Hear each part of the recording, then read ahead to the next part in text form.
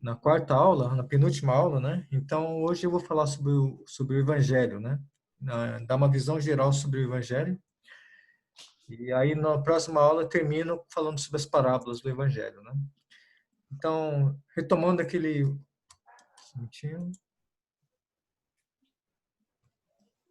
Ixi, bloqueou aqui. Só um minutinho. Só um minutinho, pessoal. Ok. Então, gente, voltando... qual é o nosso livro de referência, né? É aqui o livro Entendes o que Lês, Douglas Gordon Filho e Douglas Stewart. Sempre recomendo esse livro, né?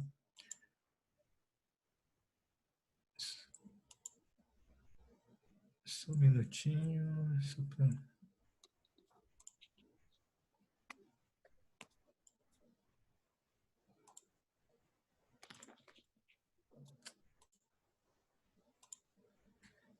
Então, com a quarta aula, só deixa eu vamos começar a gravação, só um minutinho.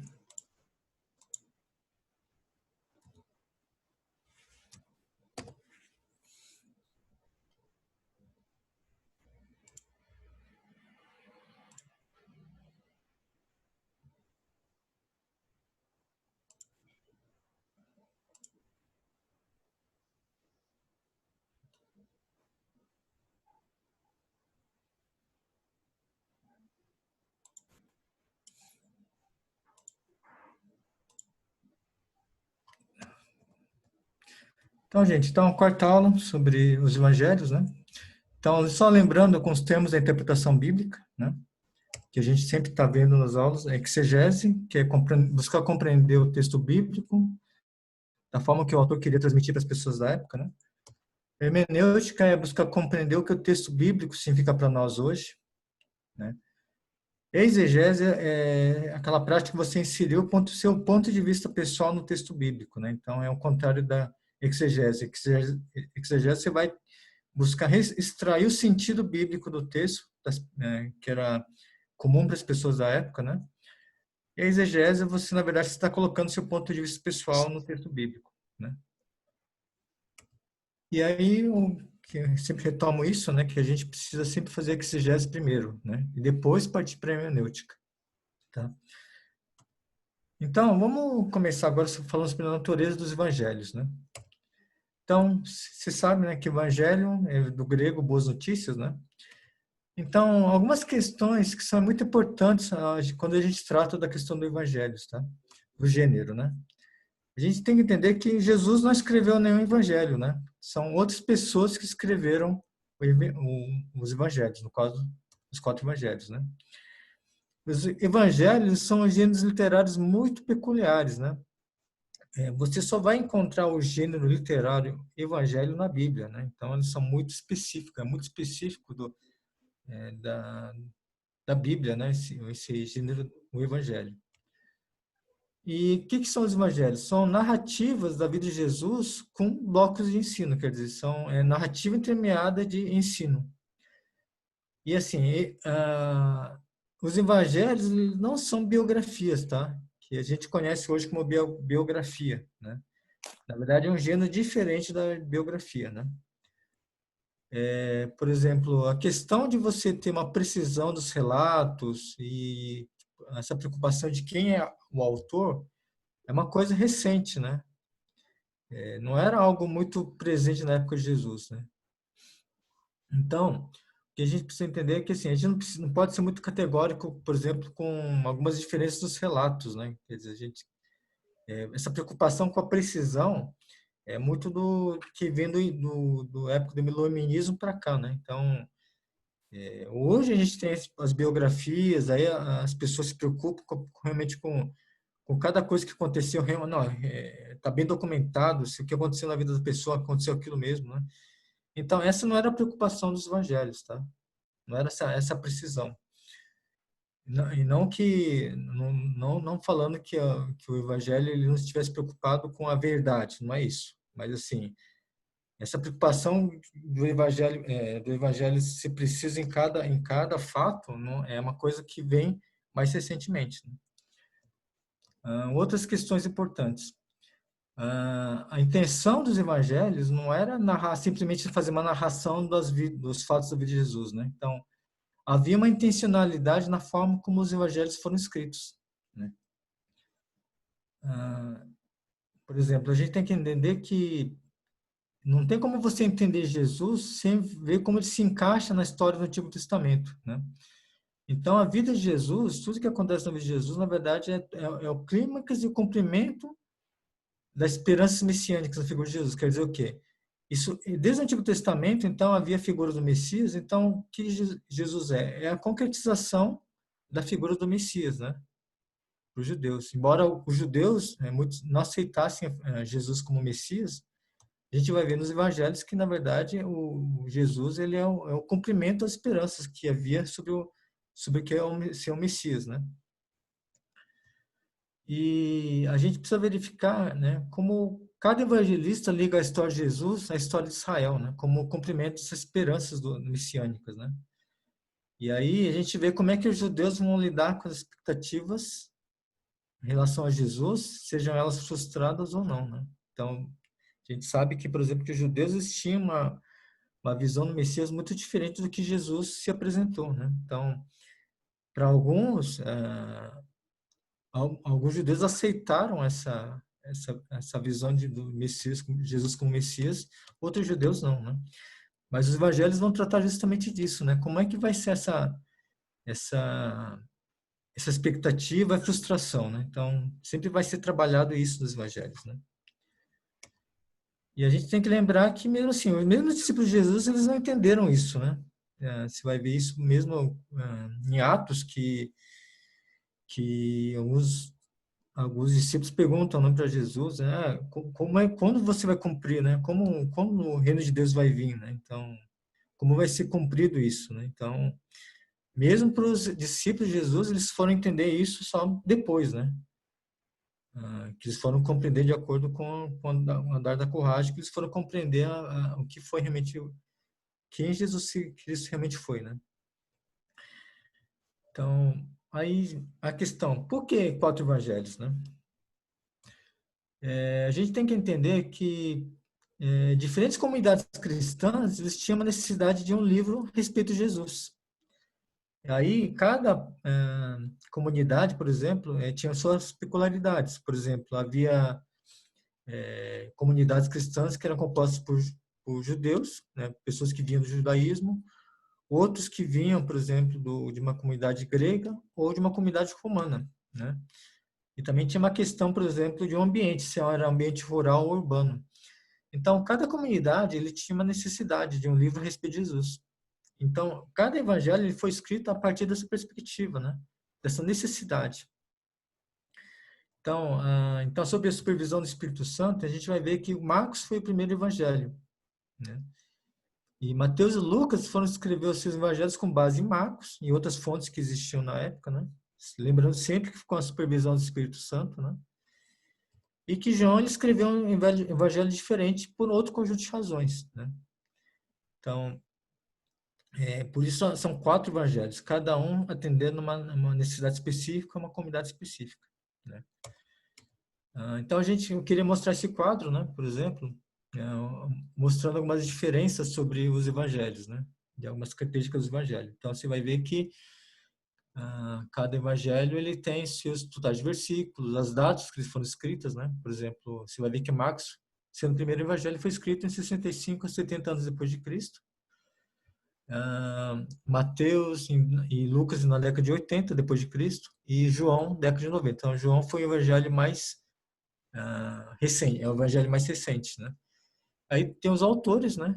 O que se presume ser os autores e o público, né? Por exemplo, então você vai ver que Marcos era o público de Marcos era o quê? Os cristãos gentios em Roma. Mateus, os cristãos judeus habitantes da Síria e da Galileia. Lucas, os cristãos do mundo greco-romano. Então, Lucas, por exemplo, é um evangelho escrito mais para um mundo urbano, um ambiente urbano, né? E João, uma comunidade cristã em Éfeso, né? Então, também uma comunidade um ambiente mais urbano, né? Então, cada evangelho vai priorizar uma mensagem, né? Por exemplo, missão de Jesus, né? Dar a sua vida em resgate de muitos, você vai ver isso em Marcos 10:45. Mateus, para que cumprisse o que fora dito, Mateus 1:22. Lucas 19:10, buscar e salvar o perdido. João 6:38, né? Fazer a vontade daquele que me enviou. Né? Então, vocês estão vendo que cada evangelho tem sua peculiaridade, né? E aí a gente vê a caracterização de Jesus em cada evangelho. Então, por exemplo, Marcos, o Filho de Deus crucificado, né? Em Mateus, o Messias prometido. Lucas, o Salvador universal. Em João, o Verbo que se fez carne. Aí cada evangelho tem seu início também. Então, cada evangelho vai iniciar o seu relato de uma maneira diferente, né? Alguns pelo nascimento, pela genealogia, outros pelo batismo, que é o caso de Marcos. E João, por exemplo, ele começa de uma forma totalmente diferente. Ele fala sobre a criação foi antes da criação, né? Então, você vê essas peculiaridades de cada evangelho. E aí eu queria mostrar também isso aqui, por exemplo, que cada cada evangelho ele tem seus você vai ver algumas ausências e presenças, né? Por exemplo, João, por exemplo, ele vai na preexistência, né, de tudo, né? Ele fala, ele associa, atribui a criação de Jesus até antes, né, da criação do mundo, né? Coisa que os outros evangelhos não fazem, né? E você vai ver que Mateus e Lucas, eles vão narrar a genealogia de Jesus, eles vão estabelecer a genealogia de Jesus, mas Marcos e João não. Aí a gente vai ver isso mais tarde, tá? E tem coisas que aparecem nos quatro evangelhos, como, por exemplo, o ministério de João Batista. E aí, todos os evangelhos vão falar sobre o período da ressurreição e ascensão de Jesus, tá? Então, aí você vai ver que tem aqui, tá falando de Mateus, Marcos, Lucas como sinóticos, né? Isso que a gente vai ver, então, o que são os evangelhos sinóticos, né? Então, três evangelhos são chamados sinóticos, Mateus, Marcos e Lucas. O que quer dizer o sinótico? Sinótico, ele vem do grego, sinópticos, quer dizer, do ponto de vista em comum. Então, por exemplo, em Mateus, Marcos e Lucas, eles têm vários pontos em comum, várias coisas em comum, várias partes do relato eles têm relação, né?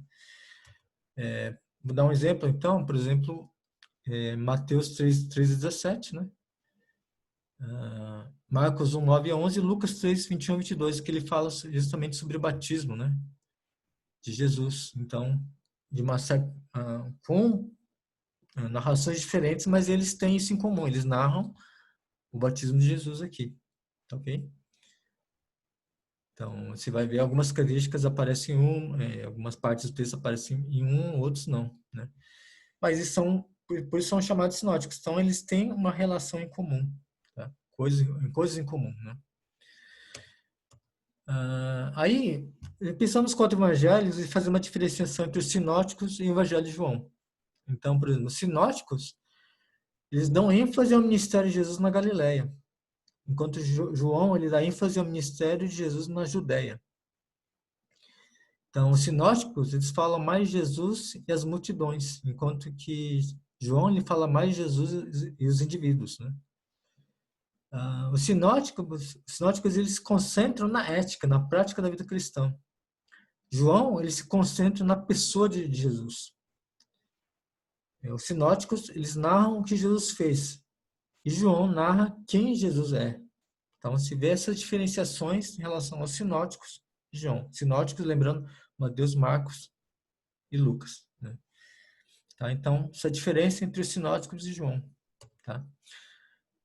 Então, vamos pensar um pouco no contexto literário, né, dos evangelhos. Lembrando que a gente trabalha muito com a questão do gênero literário evangelho, né?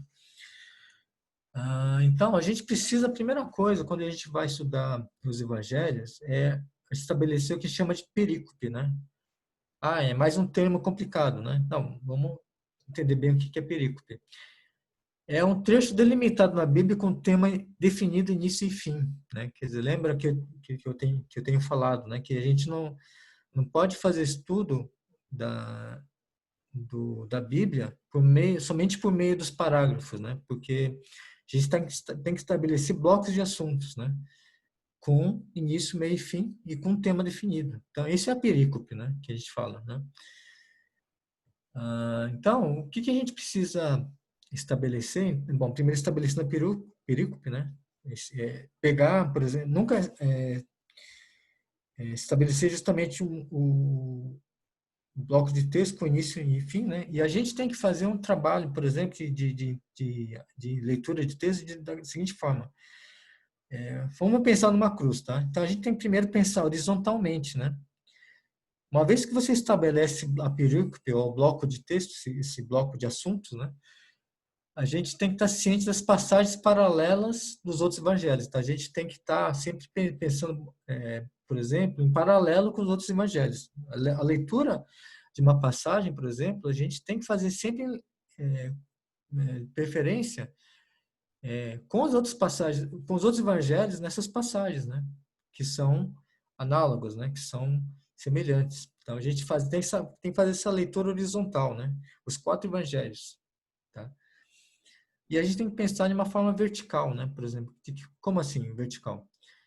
A gente tem que buscar entender o contexto histórico de Jesus e das escrituras dos evangelhos. Então, essa é a leitura vertical, né? Por exemplo, então, horizontal, os 4 evangelhos, né? Estabelecer os blocos de textos e ver como eles se apresentam nos 4 evangelhos, né? E pensar verticalmente, por exemplo, qual foi o contexto histórico de Jesus, né, que está sendo narrado e o contexto também histórico, né, dos escritores dos evangelhos. Isso também a gente tem que prestar atenção, né?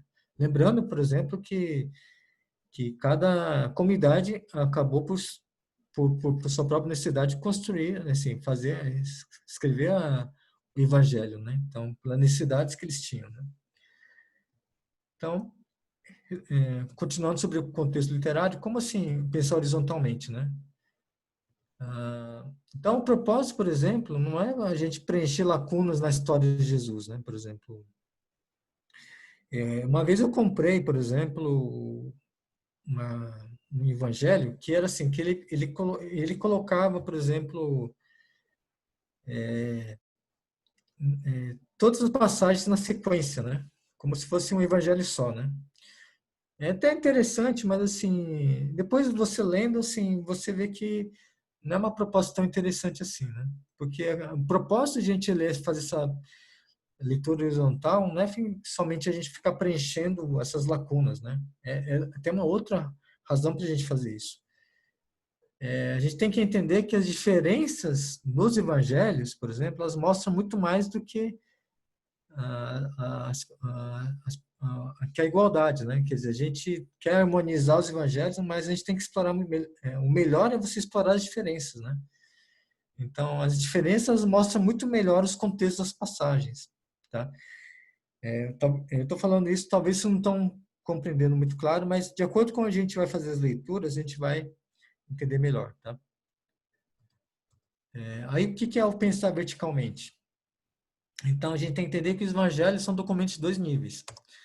A gente tem que pensar, por exemplo, no contexto histórico de Jesus, por exemplo, entender como é que era o judaísmo no século I, né? Como eram os costumes, como era o contexto histórico, geográfico, social, cultural do judaísmo no primeiro século. Então a gente tem que fazer esse trabalho de entender esse contexto, né, de Jesus, tá? E o contexto histórico dos autores dos evangelhos, né? Por exemplo, essas perguntas essenciais, né? Qual que é o público-alvo? Para qual comunidade, né? Ah, quais são as ênfases que são dadas nos evangelhos? Então, a gente tem que fazer essa leitura da vertical, né? Então, 2 níveis. Primeiro, o contexto histórico de Jesus e o contexto histórico dos autores dos evangelhos. Então, é importante a gente fazer também essa leitura vertical, né? Então, dar um exemplo para vocês. A gente está vendo aqui, por exemplo, a genealogia de Jesus nos 4 evangelhos. Então, Mateus 1, 16 a 7, a gente vai ver o registro como Mateus estabelece a genealogia de Jesus, certo? Em Marcos a gente vai ver que não apresenta a genealogia. E Lucas 3, 23, 28, você vai ver que também, Lucas também tem a genealogia dele, tá? E João não apresenta a genealogia. Então, por quê, né? Por que essa diferença entre os 4 evangelhos? Tá? Então, vamos entender um pouco isso. Então, fazer esse trabalho de pensar horizontalmente e verticalmente. Na genealogia de Jesus, Jesus é descendente de Abraão, né? Então, você vai ver isso em Mateus 1 a 2. Como Abraão é pai do povo de Israel, então Jesus, portanto, é um bom judeu, né? Então, ele tem uma descendência de Abraão, né? Então, ele vai, assim, então, ele estabelece a genealogia já em Abraão, né? Então, que já não acontece, aliás, o que a gente vê em Lucas, na verdade, é um pouco além, né? Quer dizer, não é esse descendente da filha de Abraão, é de Adão também. Então, você vai ver em Lucas 3:38 que a genealogia de Lucas vai muito mais além do que a genealogia de Mateus. Quer dizer o quê? Que Lucas, ele quer mostrar Jesus não como filho do povo de Deus, mas de toda a humanidade. Então, você vê já uma diferença clara, né? Aí. E aí, então a gente vai entender o quê? Que Mateus é destinado a judeus que habitantes da Síria e da Galiléia. Então ele queria mostrar Jesus como o Messias prometido, né? Por isso a questão do bom judeu, né? Da, da, da questão de Abraão, da descendência de Abraão, né? Lucas, por exemplo, então ele é destinado a cristãos greco-romanos. Então ele já vem, por exemplo, cristãos que já vêm de um fundo que não é judaico. É um fundo que é greco-romano, então é um fundo gentil, pagão, né? Então ele quer mostrar Jesus como Salvador universal. Não apenas como Messias prometido, mas com Jesus como alguém que vai salvar toda a humanidade, né? E Marcos e João, eles não apresentam a genealogia, por quê? Porque eles têm um público gentil, não judaico. Então, nesse sentido, Marcos e João, eles não se preocuparam em estabelecer a origem judaica de Jesus, tá? Então, você vê que se você fizesse essa leitura horizontal e vertical, você vai começar a ver, por exemplo, algumas coisas, né? Interessantes aqui, né? E isso é um exercício que a gente tem que aplicar de uma certa forma a cada passagem, né, dos evangelhos, né? Como, por exemplo, nessa passagem de Mateus, como Marcos trata, como Lucas trata, como João trata. E se não trata, por que não trata? Não, eles não estão tratando, qual a razão? Qual a razão será que não está sendo tratado, né? Então, é interessante a gente ver essas diferenças, né? Mais do que você tentar, por exemplo, juntar, por exemplo, os trechos, tentar harmonizar, não, o mais interessante é a gente ver as diferenças, né? Tá? Então, aí a gente vai começar a ver algumas observações hermenêuticas, lembra, né? Que talvez quem está vendo, começou a ver a aula agora, então a gente sempre estabelece o quê? Que a gente precisa primeiro fazer a exegese, depois a hermenêutica, né? Entender primeiro como era esse estudo, a leitura para as pessoas na época, né? Ou a visão das pessoas na época que foi escrito, né? A carta, o evangelho, e também a hermenêutica, a gente aplicar isso para o nosso dia hoje, né? Então, algumas coisas que a gente tem que entender em termos hermenêuticos, tá? O que a gente faz com os mandamentos dos evangelhos, né? Então, Mateus 5, 38 e 42 como exemplo, eu já usei esse exemplo antes, tá? Então, vocês ouviram o que foi dito, olho por olho, dente por dente, mas eu lhes digo, não se vinguem dos que fazem mal a vocês. Se alguém lhe der um tapa na cara, vire o outro lado para ele bater também. Aliás, desculpa, eu não usei esse exemplo, tá? Mas aí, então, a gente vai ver assim, uma certa forma, tem um aspecto de mandamento aqui, de um imperativo, né? O que a gente faz com os imperativos, mandamentos dos evangelhos?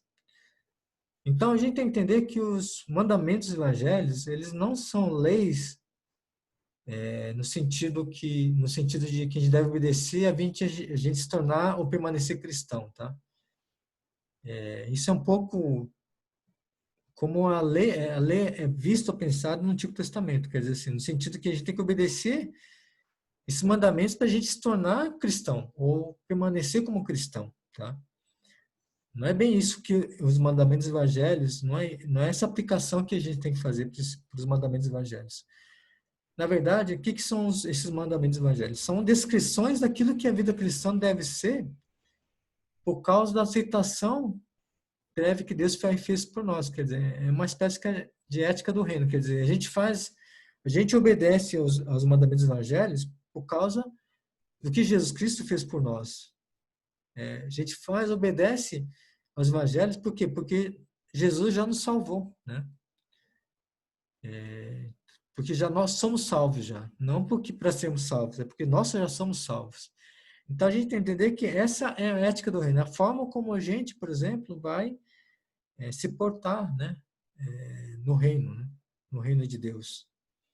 Tá? Então, isso vai ficar um pouco mais claro depois, tá? Então, guarda um pouco, mas a gente vai abordar um pouco mais isso.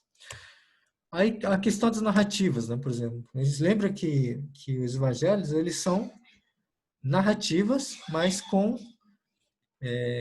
blocos de ensino, né? Então, sempre você vai ver essa intermediação, por exemplo, de narrativa, uma narração da vida de Jesus, narrações dos fatos da vida de Jesus, com o quê? Com ensino, né? Então, o que a gente faz com as narrativas? Porque, vamos dar um exemplo assim. Marcos 10, 21, 22, que é aquela passagem que Jesus ele fala para o jovem rico, né? Jesus olhou para ele com amor e disse: falta mais uma coisa para você fazer. Vá, venda tudo o que tem e dê o dinheiro aos pobres. E assim você terá riquezas no céu. Depois venha e me siga. Quando o homem ouviu isso, fechou a cara e, porque era muito rico, foi embora triste. Então, uma certa cautela em que sentido? As narrativas dos evangelhos eles não foram registradas para oferecer morais ou nem para servir de precedentes, né? Então, a narrativa, por exemplo, ela não foi construída, ela não foi escrita no sentido que a gente são, por exemplo, mandamentos para a gente seguir, exatamente, tá?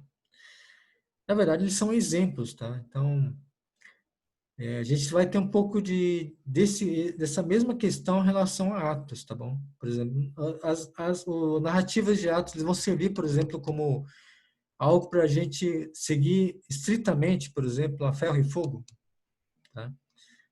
Então, narrativas, são narrações. Então, a gente tem que tomar um certo cuidado, né? A gente não pode construir doutrinas em cima de narrativas, tá? O máximo que a gente pode extrair são, por exemplo, exemplos, tá? Ou estabelecer os princípios, por exemplo, que essa narrativa estabelece, mas não doutrinas em cima disso, tá ok? Porque a gente pode pensar assim, tá, lendo Marcos aqui 10, 21, 22, quer dizer, então a gente tem que estabelecer que então toda pessoa que vai ser discípulo de Jesus, então ele tem que vender tudo que tem e dar dinheiro aos pobres, né? Então é isso que Marcos 10, 21, 22 quer estabelecer. A gente vai ver outras passagens, por exemplo, que Jesus não estabelece isso para algumas pessoas. No caso específico do jovem rico, ele fez isso, mas não para todas as pessoas, né? Ele não falou para todas as pessoas que querem ser discípulos ou cristãos para vender tudo, dar dinheiro aos pobres né? Então, a gente tem que tomar um certo cuidado com isso, né? Estabelecer algumas doutrinas em relação a isso, tá? Então, lembrando que Atos também a gente vai ter um pouco desse desafio também de interpretação. Aí uma questão importante que é bom estabelecer é a questão do reino de Deus, por exemplo. Então, o reino de Deus, por exemplo, é uma questão muito importante dos evangelhos. Que sentido assim? Os evangelhos muitas vezes eles são marcados com a questão do reino de Deus. Mateus principalmente, né? Então, se a gente não tiver uma compreensão muito clara do reino de Deus, do que é o reino de Deus, a gente acaba não compreendendo claramente os evangelhos.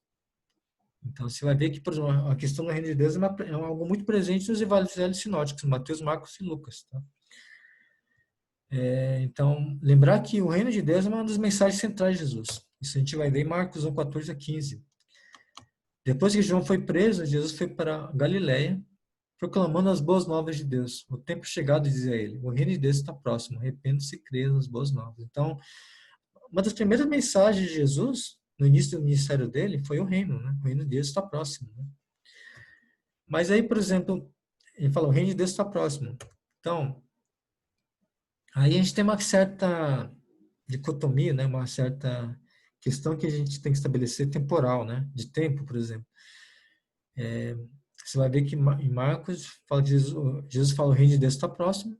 Em Mateus 21:31, os cobradores de impostos e as meretrizes entram no reino de Deus antes de você. Então, ele está no tempo presente aqui. E aí, em Mateus 6:10, ele fala, venha o teu reino, seja feita a tua vontade assim na terra como no céu, que é na oração, né, de Jesus, que Jesus ensina, Mateus 6:10. Venha o teu reino, já está no tempo futuro, né? Então, você vai ver que, por exemplo, que tem muito essa questão, por exemplo, do tempo, que é o tempo presente e o tempo futuro, né? Em relação ao reino de Deus. Então, como a gente vai entender isso, né? Um outro exemplo, Marcos 9:47 é isso. É melhor você entrar no reino de Deus com um olho que com dois olhos ser lançado no inferno. Então, você vai ver que também, de novo, há uma questão do reino no futuro, né? Então, voltando ao reino de Deus, então é interessante a gente estabelecer umas definições aqui, tá? Quais são essas definições? O reino de Deus, primeiro ponto, primeira definição que a gente tem que entender, o reino de Deus como o reinado de Deus, como o domínio de Deus sobre as coisas, tá? Então, essa é uma definição do reino de Deus, o reino como reinado mesmo, né? Onde Deus reina, quer dizer, o domínio de Deus sobre as coisas, né? Então, a gente entender o reino dessa primeira forma. Então, é o reino de Deus também como um reino no qual nós vamos entrar para experimentar as bênçãos do reinado dele, né? Então, a experimentar essas bênçãos que Deus estabelece, né? Isso a gente vai vendo, por exemplo, com a vinda de Jesus, a primeira vinda de Jesus. Então, a gente experimenta, por exemplo, já nesse mundo, as bênçãos do reino de Deus, né? Então, a gente entende assim, a gente já hoje, quer dizer, a gente já experimenta boa parte das bênçãos que Deus nos concede, né? Na nossa vivência como cristãos. Então, isso, de uma certa forma, é o reino de Deus também. Quer dizer, a gente vivencia o reino de Deus. Mas também a gente tem que ver um reino como um reino futuro, né? Que vai vir com o retorno do Senhor Jesus Cristo, né? Então, quando Jesus Cristo, na segunda vinda de Jesus, a gente vai realmente experimentar o reino de Deus em toda essa abundância e plenitude, né? Então, isso é uma coisa que a gente vai experimentar o reino no futuro.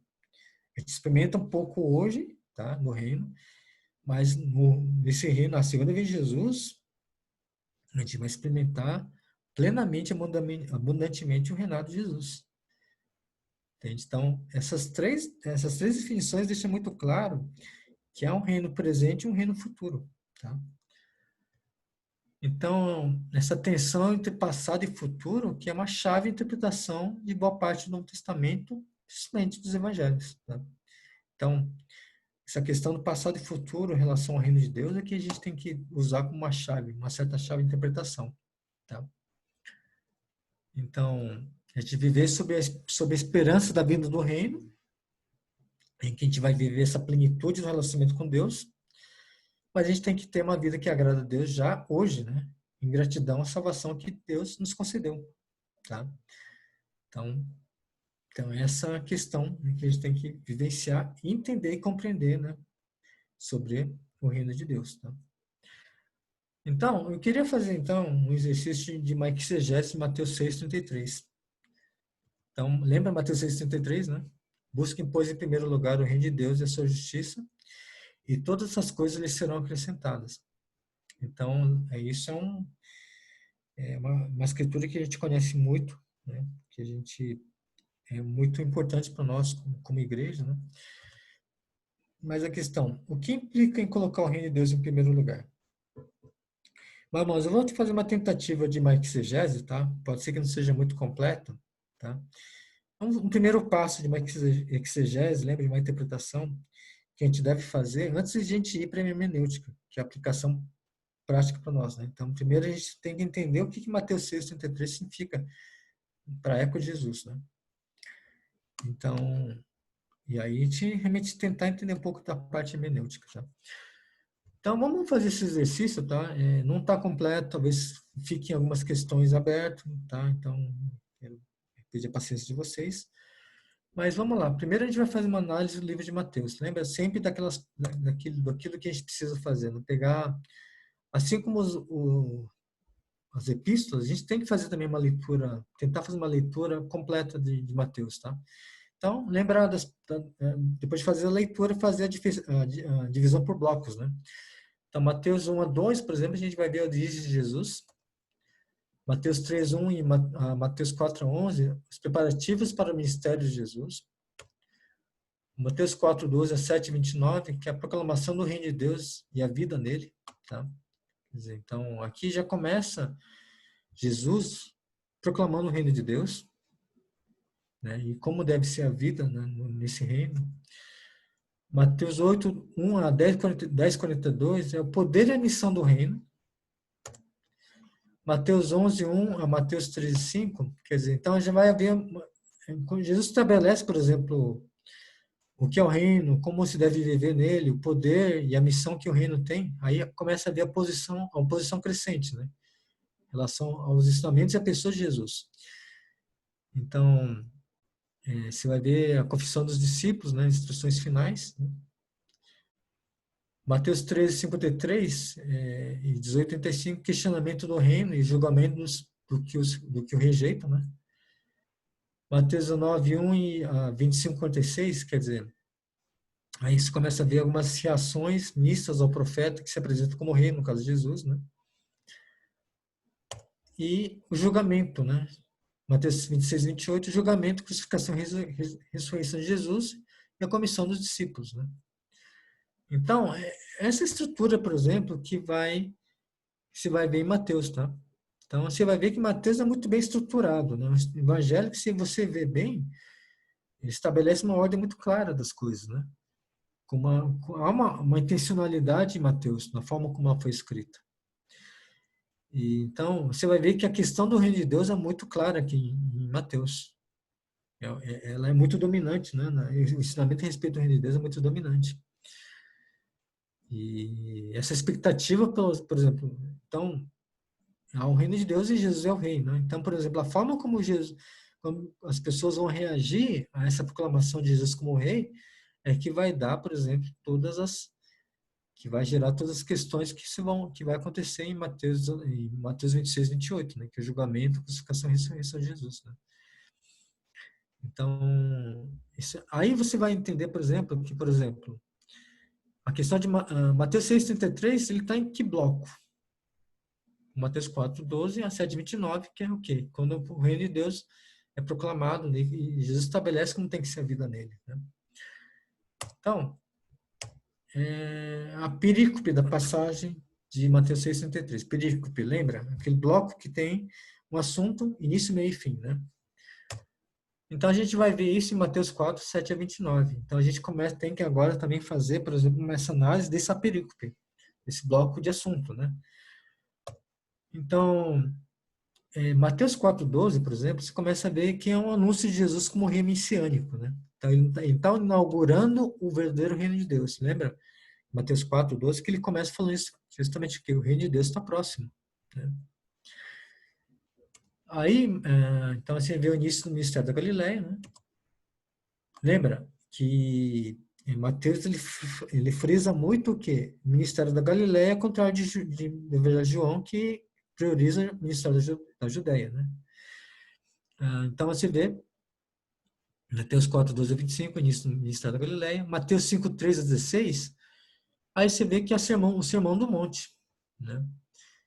E aí você vê, por exemplo, Mateus 5, 3 a 16, que o quê? Que você vai ver a afirmação das bem-aventuranças, e o ensino sobre luz e sal, né?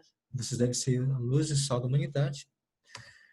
Mateus 5, 17 a 20, por exemplo, você vai ver que é uma nova justiça do reino, né? Que, por exemplo, que a gente tem que ter, e além da lei dos fariseus, dos mestres da lei, né? A gente tem que ter uma justiça que vai além dessa justiça que é dos fariseus, que os fariseus, os mestres da lei, estabelecem, né?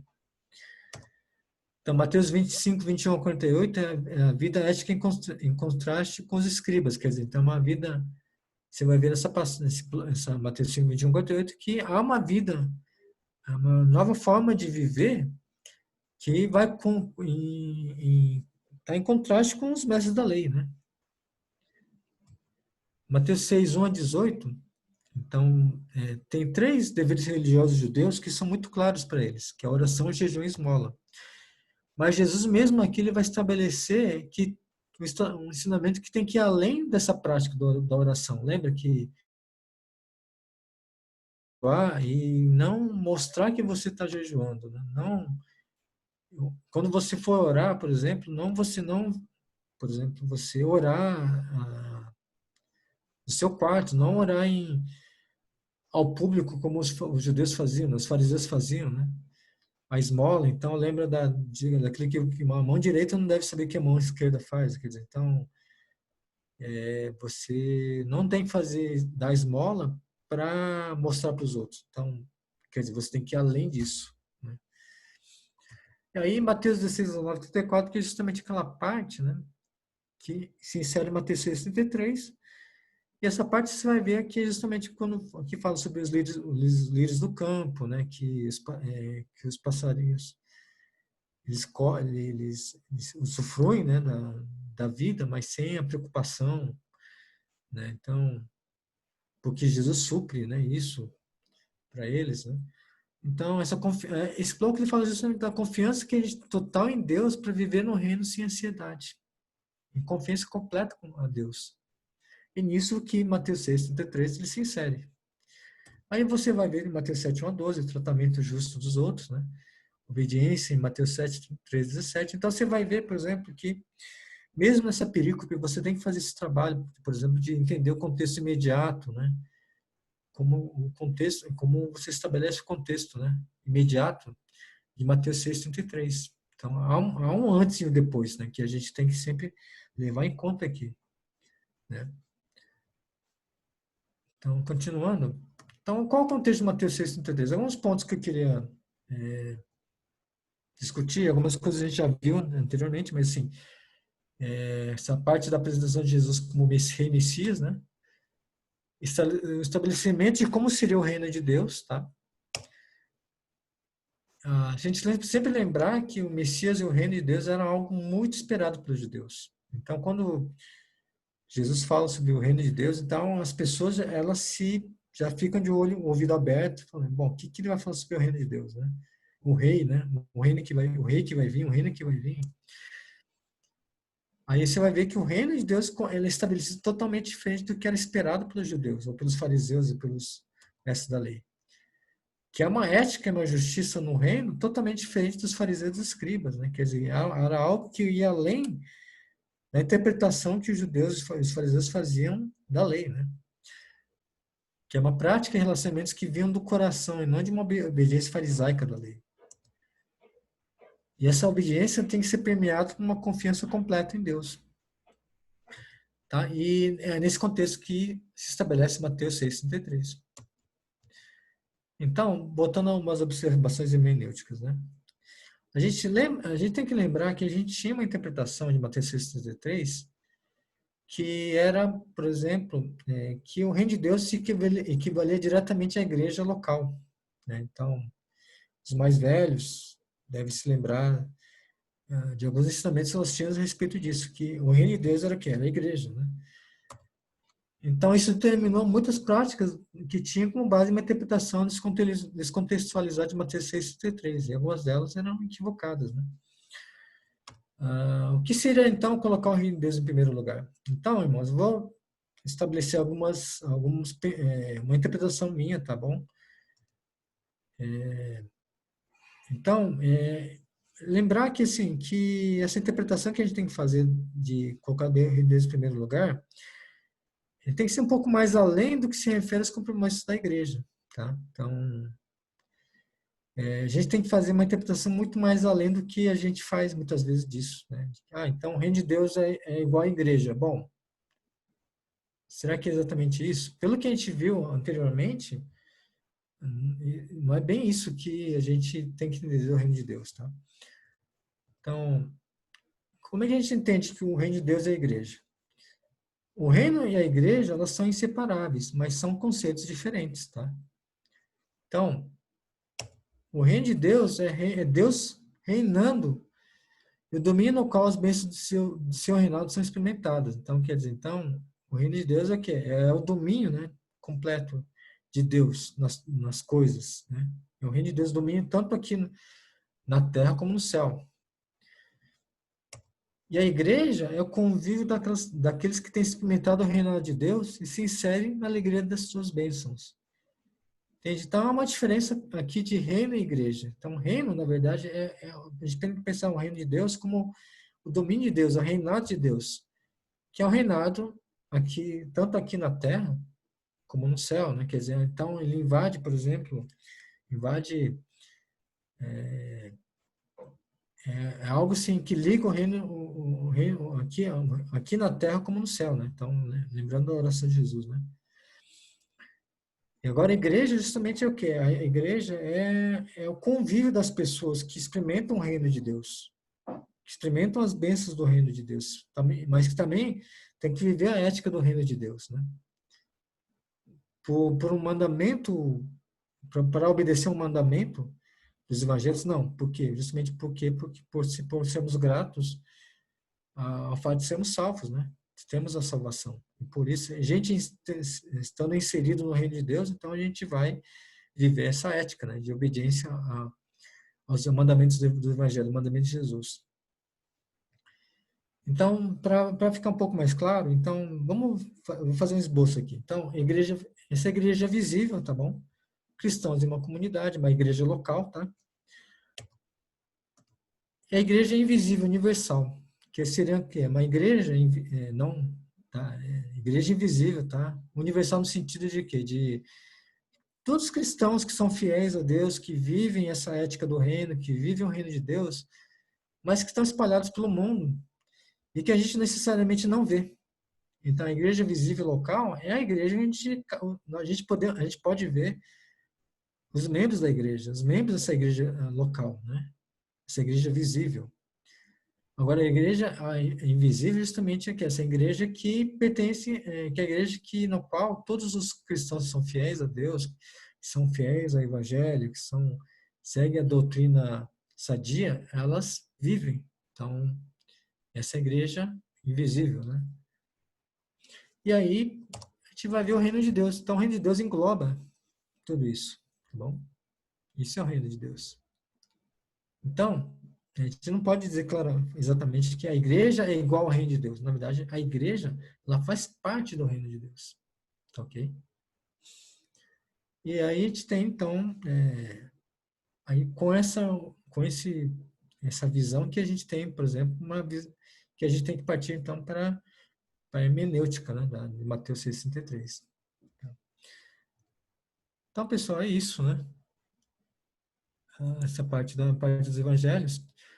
Lembrando que a gente tem a segunda parte do ensinamento dos evangelhos, que são as parábolas, tá bom? Então, eu queria deixar aberto para dúvidas também, então, agora. Quem tem dúvidas. Pode ser que tenha ficado umas coisas um pouco no ar, tá? Mas aí eu posso complementar depois com as dúvidas que vocês tirarem aqui.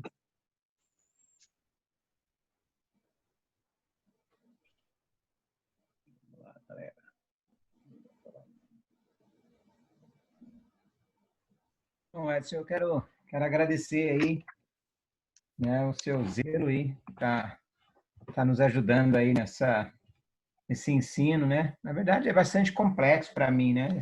Toda essa forma de estudar, né? De estudar as escrituras, assim, para mim é algo novo, cara. É algo que eu preciso reservar bastante tempo, dedicação, primeiro aprender, né? Esses passos aqui e aos poucos e assim entendendo com mais abrangência, né? Mas para mim é bastante complexo, assim, né? Mas de muita importância, assim, dá para fazer uma leitura inicial assim do que realmente eu preciso onde precisamos chegar de entendimento, né, para gozar a vida cristã e com entendimento, mas claro, vai exigir bastante dedicação de estudo mesmo, né? E eu quero poder ter esse privilégio aí de ouvir, né, de entender isso aí, rapaz. Muito obrigado mesmo. Então, a gente precisa entender assim, eu sei que, por exemplo, é uma coisa talvez muito nova para a maioria de nós, tá? E eu sei que não é fácil, eu sei que, por exemplo, quando eu comecei a estudar sobre isso, muitas coisas foram muito chocantes para mim, né? Porque aí eu comecei a entender como eu tinha uma visão muito vaga, né? Muito superficial, né? Da Bíblia em si, né? Então, Limitada, exigiu né? muitos anos, exigiu muita leitura, exigiu muito estudo, né? Então, eu sei que não é uma coisa que vem de um dia para o outro, então eu não Uhum. quero, de certa forma, assustar vocês, tá? Mas, assim, eu acho que é um princípio, é um início de a gente começar, né, Sim, a realmente aprofundar na palavra de Deus, né? Que a gente precisa dar esses passos, né?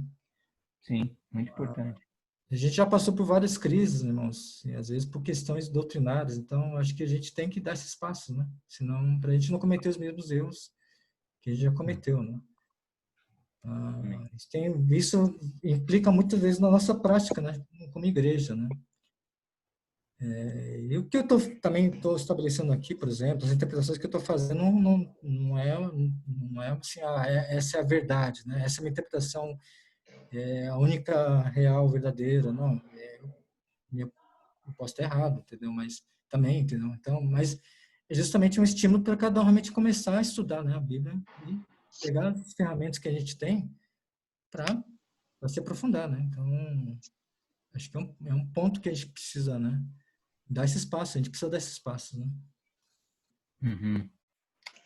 Ô Edson, Obrigado. ô Edson, Hum.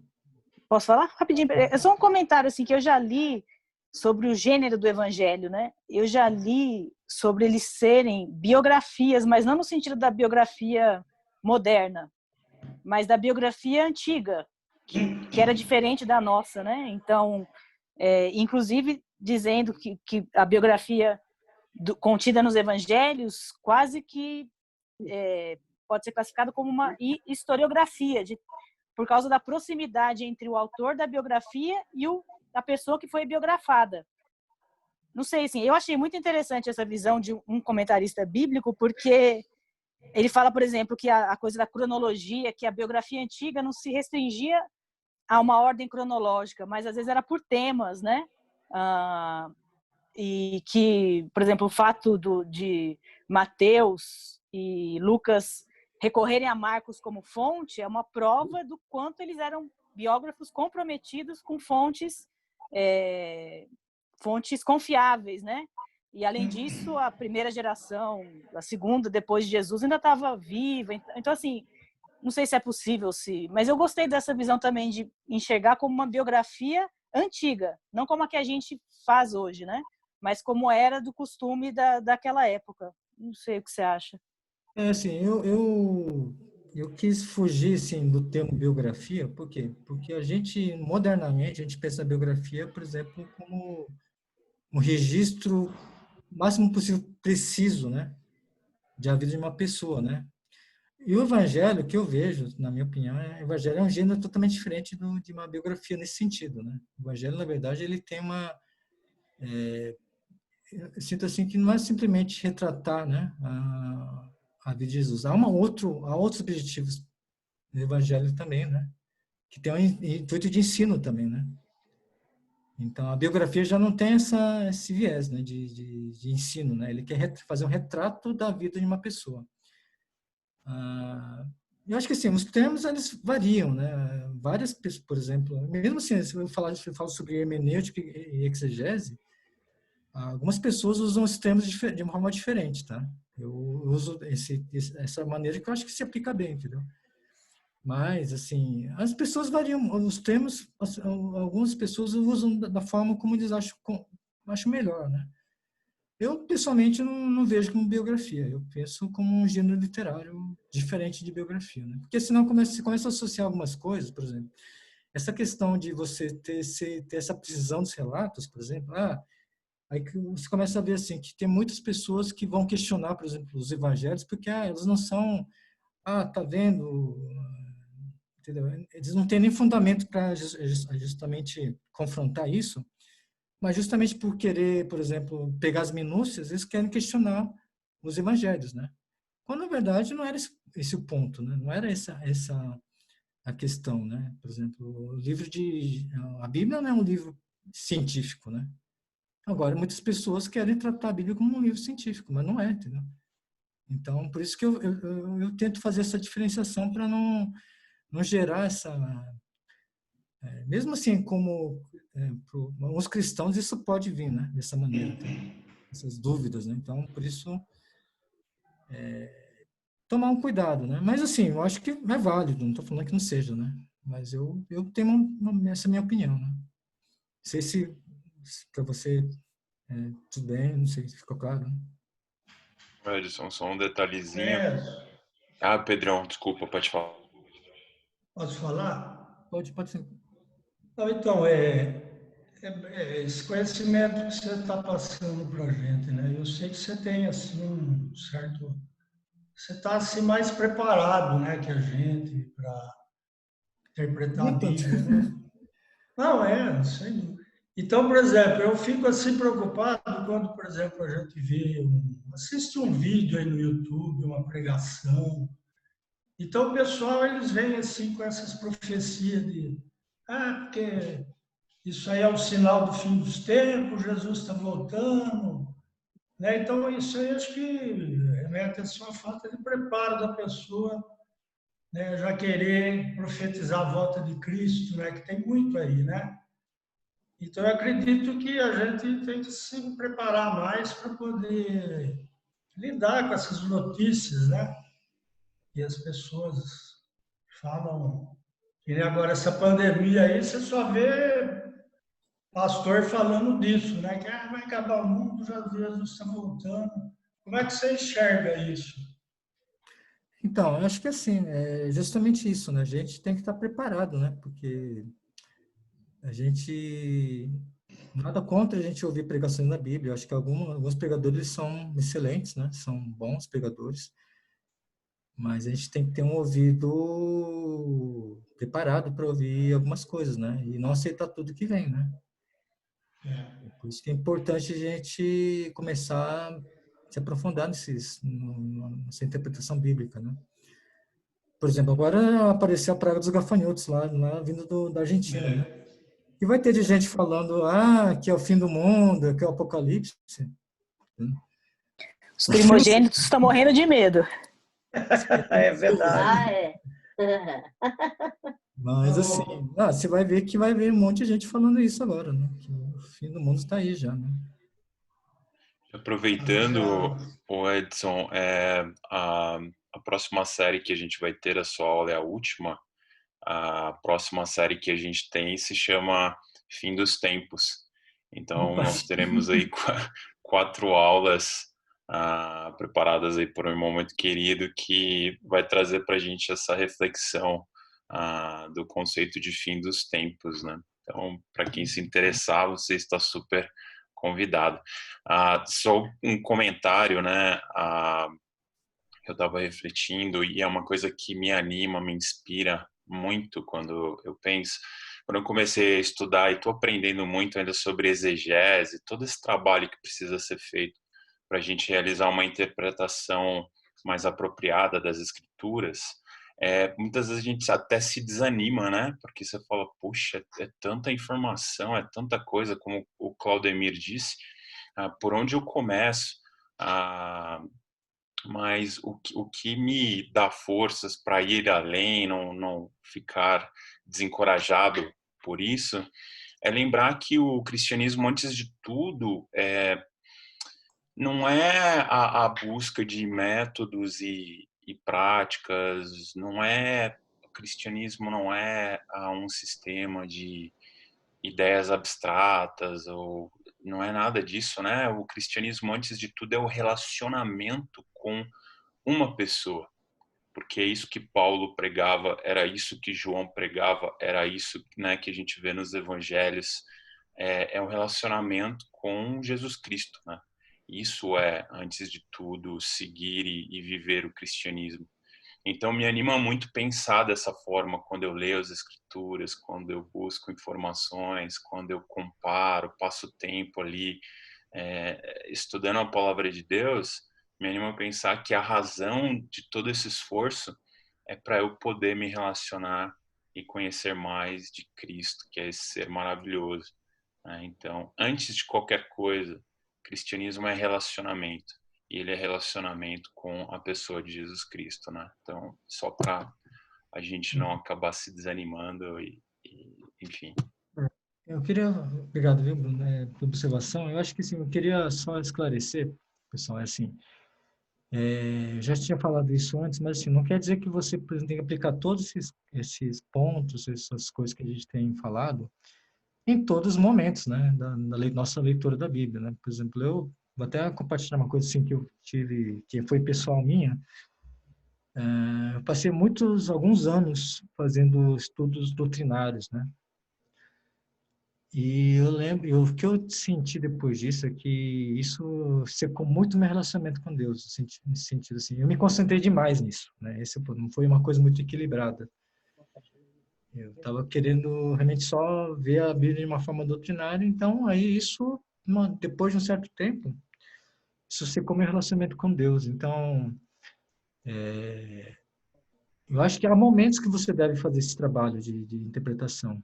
Que nem eu falei, por exemplo, quando você vai fazer uma aula, você vai fazer uma ceia, um bate-papo, por exemplo. Então, é muito interessante que você faça esse trabalho, né?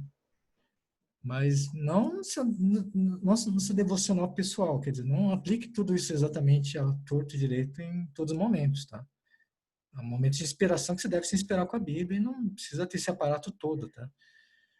Então, é mais isso nesse sentido, tá? Então, só tomar um cuidado, tá? Não vá de um extremo para o outro, tá? Então, vamos ter esse equilíbrio todo, né? Eu só ia, talvez, animar o Clademir, porque eu sei que, de fato, quando a gente começa a estudar esse tema, ele parece um pouco técnico, e às vezes tem bastante coisa para aprender. E eu lembro que eu fui fazer essa matéria e eu brinquei com um professor mais antigo, falei, agora eu vou aprender a exegese. Aí ele olhou para mim e falou, isso é algo que a gente vai aprender ao longo da vida toda. Ou seja, isso é algo que realmente a gente vai construindo com o tempo, né?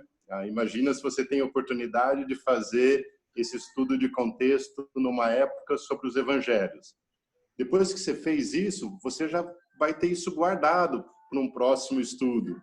Mais para frente, você faz um estudo de um outro livro e você vai guardando essas informações, né? Então, com o tempo, o seu volume de ter esse conhecimento que vai te ajudar a entender também vai ser maior, né? E aí isso facilita também. Então, a gente tem a vida toda para aprender, Clademir, então não fica preocupado, não. Obrigado, Sérgio. Alivia aí. Eu queria só dar obrigado aí, viu, Nakashima? Muito bom aí sua exposição.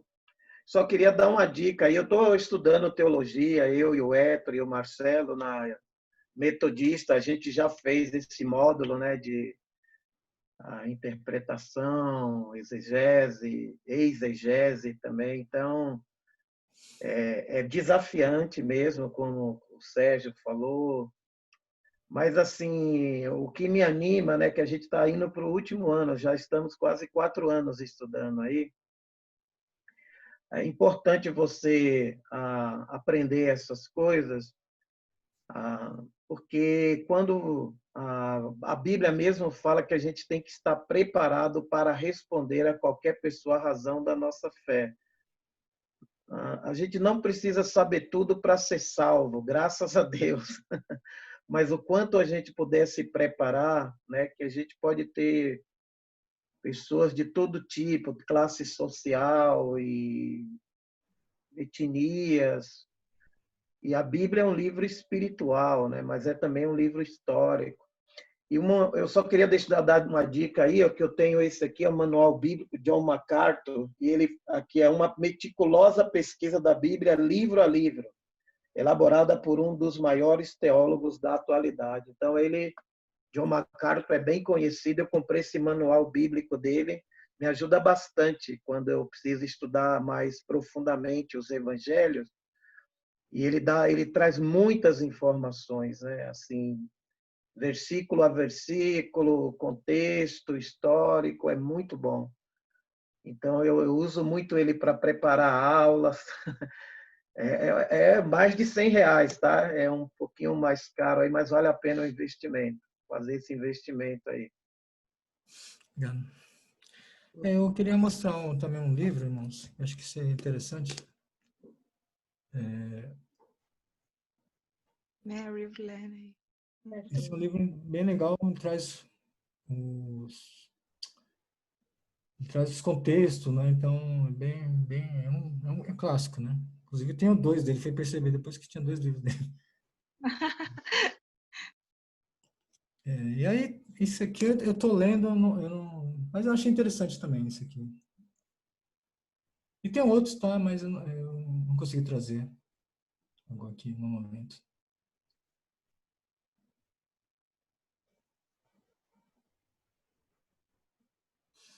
E tem vários outros sobre o Novo Testamento, né? Então, acho que muitas das coisas que eu peguei, de certa forma, também estão aqui, né? Que eu já mostrei para vocês, tá?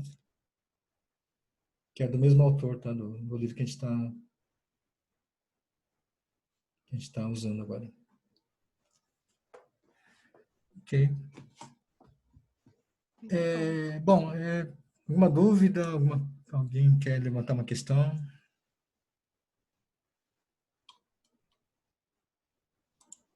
Deixa eu ver aqui.